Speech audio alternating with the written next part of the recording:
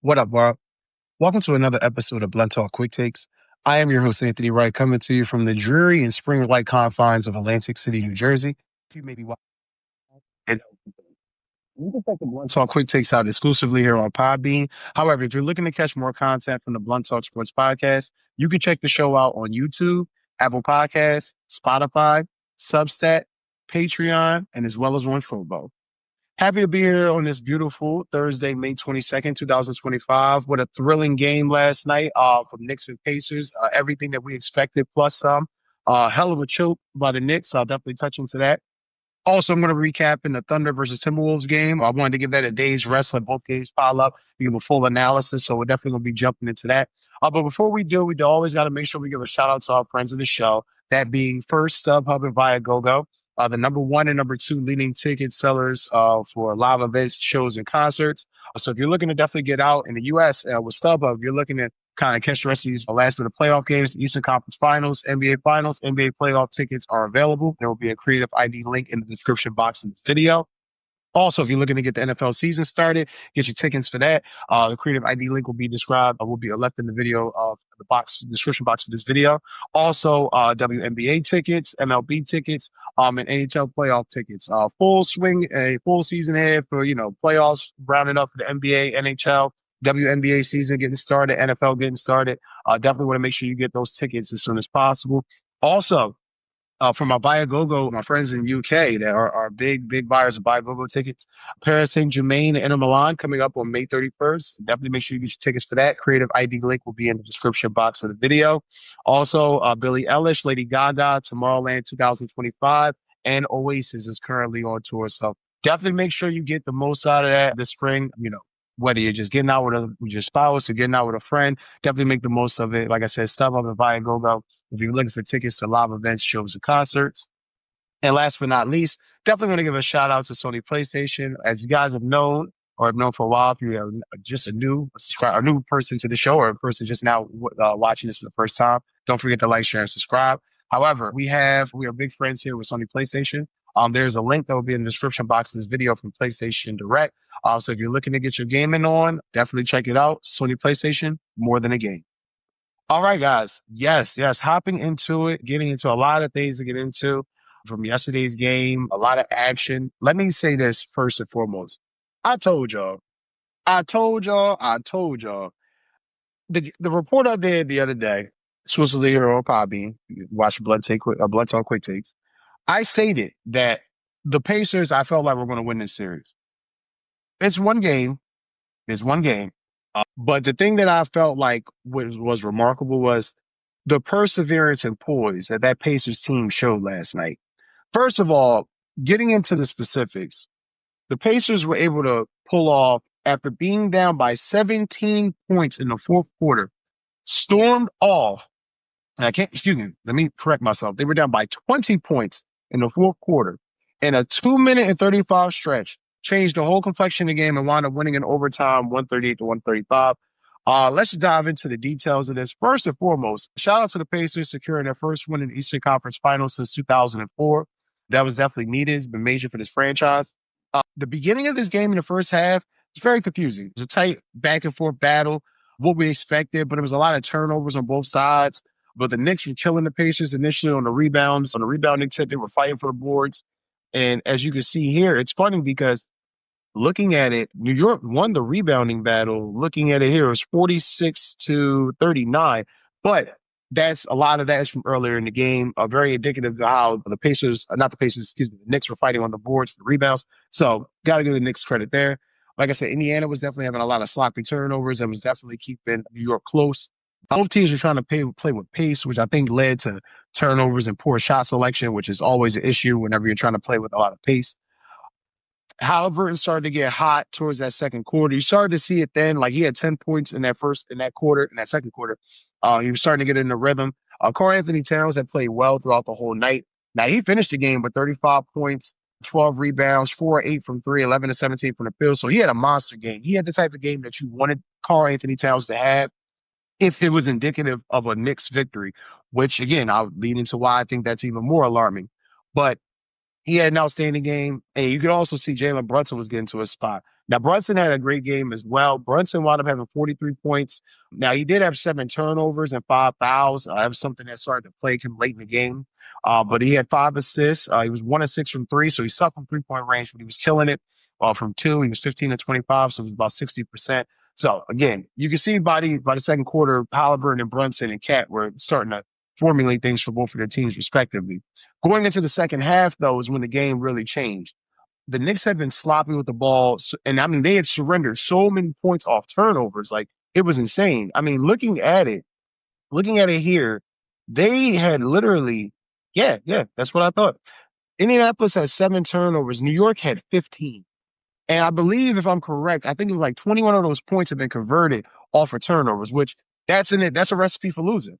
That's a recipe for losing the game right there. If you're giving the ball away to the other team, you're putting them in a situation where they can beat you, you're going to lose the game. Needless to say, Jalenbrunson was the primary offense for the Knicks in the third quarter. He pretty much carried them. He did get in foul trouble, like I said. He wound up getting that fifth foul, which kind of worried them. What I thought was interesting, though, during that stretch for Indiana that can't be remiss, Ben Shepherd.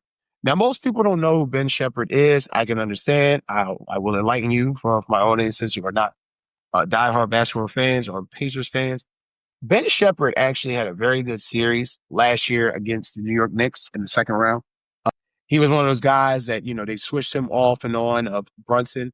And he gave Brunson hell. Now, didn't really give nobody really gave Brunson much hell last night. I mean, he had 43 points, so it wasn't like anybody had really did a great job of shutting him down. However, clearly getting him in the foul trouble early, having Shepherd in there, it did give some spark and some life to the offense that was needed because the Pacers were going through a drought there where they created OG Anunoby hits a big three. The game's still close. And then you get 2 bad defensive possessions from 2 of your best guards. You got Nembhard and Nesmith, creating 2 crazy 3-point play fouls, which gives you 6 free throw attempts. Then you add on to it Anunoby's 3, and then it was a 14-0 run. And that was just with Jalenbrunson on the bench. So if you're right there, I must be honest, right there I'm watching the game, I'm sipping a beer, and I'm like, yeah, this is over. Indiana just fucked it up right there. They blew it. They just blew it. With that being said, though, that was right there in the moment when everything switched. Indiana, again, 20 points. They erased that 20-point deficit in a matter of 2 minutes and 35 seconds in the fourth quarter. They stormed back, and then the shot of shots, and I must admit, I thought it was a 3-point shot, too. I damn near lost my voice yelling when it happened.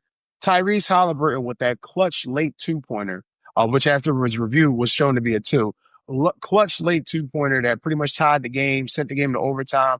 He hit the celly a little bit early, hit the homage to Reggie Miller's choke, but it was a little too early. It was a 2 and not a 3. So nonetheless, though, as overtime came about, it was a tight battle, tight game. You can see both teams were trying to fill it out, but it ultimately came down to a Brunson turnover, which I stated he did have 7 in this game. He did have a lot of turnovers. And it was smart by Indy to challenge the play because ultimately, Brunson wound up touching the ball last, and ultimately the Knicks have to wear this. I mean, you did everything you were supposed to, but what did it come down to? Turnovers, inconsistent play late. And I've said this ad nauseum to everybody that was screaming Knicks and 6, Knicks and 6, or Knicks sweep. Guys, we have to be realistic. The Knicks are a good basketball team. They really are. The thing that we have to realize, though, is they have flaws like anybody else. Now, let's just address their flaws. You have to get your center to play aggressive all the time. Without him being aggressive, the offense has really no shot. Jalenbrunson picks his spots and gets whatever he wants. Essentially, he does his job. Hart's not consistent all the time. Mikal Bridges isn't consistent all the time. Mitchell Robinson is a fucking albatross out there. I mean, literally, he was out there to play defense late and couldn't play defense. So that just gives you, he can't hit free throws, he can't play defense. I don't know why he's out there. Miles McBride, you know what I mean? Like campaign looked good early, but what are we getting from these guys? What are we essentially getting from these guys in situations like this? Because I'm looking at Indiana, and I mean, make no mistake. 1, 2, 3, 4, 5. There was only 5 dudes that didn't play for Indiana last night. There was only 5 dudes that didn't play. Shepherd played, McConnell, Thomas Bryant, Obi Toppin, Benedict Mathurin, Nembhard, Halliburton, Turner, Siakam, Nesmith. I give Thibodeau credit because before he would stick to his regular rotation of 8, but I mean, it's gotten to a point where it's like, you sure you don't need PJ Tucker out there for a little bit of body reinforcement? I mean, you don't. It's not like you're going to get faster. You got here with what you got here with, but I think last night was very indicative of where this series could go. Between the turnovers, between the inconsistent play, it was just startling. It was very startling. Shout out to the Pacers for pulling it off, and the Knicks are in low key in trouble. I mean, I cannot bullshit you. I watched that whole game. The Knicks had it. The Knicks had it, and the fact that they blew that game at home, hmm, we shall see. But game two will be tomorrow, so we will definitely stay posted up for that. Nonetheless, let's get to the Western Conference Finals game. Western Conference Finals, phew, this game was a little bit easier to digest than the Knicks Pacers just because it was over a lot quicker beforehand. The Thunder were able to pull out the victory 114-88. This was on top the day after Shea Gilgis-Alexander was named NBA MVP, which I did announce yesterday. If you guys didn't get a chance to check it out, definitely check that out on YouTube. Revealed that. But Shea Gilgis-Alexander and the Oklahoma City Thunder went on a tear and pretty much beat the hell out of the Timberwolves, again, 114-88. What is the true problem with this series? What I see already. First of all, if we're just sitting back looking at it from a 30,000-foot view, both teams started off the first game one playing tight defense. Needed, understood, no arguments there. Both teams were bringing the energy. However, both teams, and maybe it was just game one jitters, I don't know, but both teams struggled mightily from 3-point range. And in Minnesota, they started to put it together late because Randall was starting to get hot. But outside of Randall, you had a couple threes made by Ant-Man. He was 3 of 8. DiVincenzo was 3 of 12, which is just fucking abysmal. And even Nickeil Alexander-Walker, 2 of 9, which was abysmal. So 3-point range shot, if you're the Timberwolves, you shot 15 of 51, 29%. Not great. Not great, but again, shout out to Julius Randle. He was 5 of 6 from 3. He had 28 points, 8 rebounds. Like I said, 9 of 13 from the field. So he was damn near 70% from inside the paint. So got to give him credit there. He was definitely on fire. He was carrying the offense for the most part. But again, pay attention to your surroundings. Looking at the scoreboard at halftime, it was a 4-point game. And that was largely in part because Shea Gilgis-Alexander was struggling offensively for the field. And then you can see that the Thunder shooters or the Thunder defenders, I should say, weren't collapsing on the Minnesota shooters, preferably as well as they would have liked. And Randall was definitely getting a lot of opportunities at those threes. So again, still a 4-point game. So it's 48-44 at this point. But right after halftime, you could just see where this game was going. You could see why one team has been higher than the other throughout the year. Shea and OKC just started putting the clamps on Minnesota, and it was downhill from there. Like I said, the shooting from the field, if you thought Minnesota shot horribly from 3, which is 29%, shooting 34% from 2-point range is definitely not good. DiVincenzo, Reed, and Alexander Walker, they definitely owe their teammates an apology. That was way too many damn shots. You took, let's see here, you took 51 3-point attempts. I mean, what the fuck am I to do with that? What the fuck am I to do with that?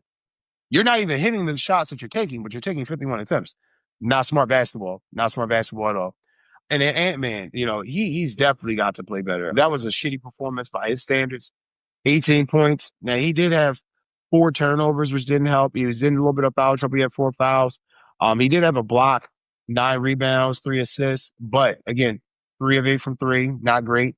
Even from the field, he was 5 of 13 from 2-point range. So, not really his best game at all. Definitely has to play better if Minnesota's going to have any shot of winning this series. Mike Conley reverted back to the norm, which was the guy who really shows up here and there. Definitely a little bit of a liability out there. Also, too, I truly feel like if Oklahoma City can keep up this pace, there is no way possible that the Timberwolves are going to win. Now, I did pick the Timberwolves as my dark horse to come out of the Western Conference, but I can't bullshit y'all. Looking at that performance, and it was one game, it was kind of startling to see the turnovers and to see, and granted, we're going to look here. You're talking about 17 turnovers. 17 turnovers if you're Minnesota. 17 turnovers and a lot of missed threes. So that's a lot of chances and opportunities for Oklahoma City to put themselves in prime position to make shots and hit necessary shots. So very, very revealing. The Timberwolves are going to have a lot to clean up. But yes, that's pretty much the end of that game one. So that recaps the games from so far in the Western Conference, Eastern Conference Finals. I wanted to end this episode off on a special note. This was something that I came across a couple of days ago reading a Complex magazine. So I definitely wanted to make sure that I spoke on it today because if I don't, I'm going to forget it. Now, I don't know if you guys have noticed this or not, but I'm going to take you back in time to about 5 years ago, Western Conference Finals. If you don't remember who was in the Western Conference Finals, I can easily remind you. It was the Phoenix Suns, Chris Paul and Devin Booker's Phoenix Suns versus Paul George and the Kawhi Leonard-less Los Angeles Clippers. Now, if we all remember, hell of a series. Clippers played well. Ultimately, the Suns were a better team. We all remember Pat Bev pushing Chris Paul, and there was just a lot of shit that came out from that series. A lot of ill will, a lot of ill feelings, a lot of bad things said about guys. Just really wasn't a good look. However, Paul George recently was on an episode of the Pivot podcast, and this article is being presented from Complex Magazine, written by Trey Alston. I want to make sure I give him his credit. Yeah, I definitely would say this beef between Paul George and Chris Paul definitely caught me off guard, and yeah, I wanted to dive into it. Paul George on the Pivot podcast began speaking about relationships with other players. Talked about how he was friends with a lot of guys, and some of those relationships some have expanded, and some just have fell to the wayside. And he pretty much expanded on how he used to have a very close relationship with Chris Paul. I mean, he says, "quote He used to have a very close relationship with Chris Paul, so Chris Paul had said something out of pocket to him on the basketball court, and now he feels like it's on site whenever he has a regular season matchup with Chris Paul." Now, he went out, I have the link for you in the article. He went deep into how Chris Paul recommended LASIK surgery for him, how he was trying to help him, said with a lot of different suggestions on different things. He talked about how there was a brotherhood between them. Quote, "I was talking to CP. He was the reason I got LASIK. I would work out with CP in the summers. It was a brotherhood. We get into a series of words and then get thrown out there. Hold on, what? Where did this come from?" In a rather ominous tone, George suggested that their beef is far from over, adding, "It is what it is. It's up whenever I see him." And this is not the first time he said this. He's even made comments back in December when the world was kind of first alerted to all of this. He says, and to the fact that the two weren't seeing eye to eye when he got honest about his relationship with Chris Paul in his podcast. And he stated that, quote, "I am not the fondest of CP these days. Me and CP used to have a great relationship. He was the reason I got LASIK. Now, fast forward, I think it was a playoff matchup against Phoenix, or it was a regular season game. Can't remember which one it was, but we get into it," George recalled. "Words was thrown out there that shouldn't have been thrown out there between two men. That kind of drew the line for me." Let me say this to you. Dope article. Definitely want to make sure Trey Alston, gets his props. Let me say this to y'all very, very coincidentally, right? Paul George, I'm cracking up at this because he as a man has every right to defend himself or his wife or his family, whoever it was, whatever it was that Chris Paul was referencing in that disrespectful manner to him. He has every right to feel how he feels. Now, with that being said, it's amazing to me that, and I get it, it's the off season. Not even beat on the podcast P thing. Do your thing. It's off season. Your team was knocked out. It wasn't like y'all were playing right now. You're fine. Why you worried about Chris Paul when you played the worst fucking basketball of your fucking life last year? Why are you worried about Chris Paul? See, this is that bullshit that gets dudes caught the fuck up because you in Philly now. See, saying that shit in LA, saying that shit in Oklahoma City, that's cool. Ain't nobody gonna trip off that. Ain't nobody gonna trip off that. People gonna sit there and be like, yeah, fuck CP or CP coming crazy. That nigga is saying some dumb shit, whatever. Like, people gonna say all types of shit. But when you sit there and you're talking about a man who, and I'm gonna be honest with you, up until Paul George saying something, had no fucking clue there was even a beef. So you're the one that let us know that this was a problem because it bothered you, obviously. But I don't like the fact that how you stepped to Chris Paul. You're talking about Chris Paul, man. Let's call it for what it is. Gillian Wallow came on your show, bro, and told you what you need to do for Philly. You gotta step the fuck up and stop playing pussy ball.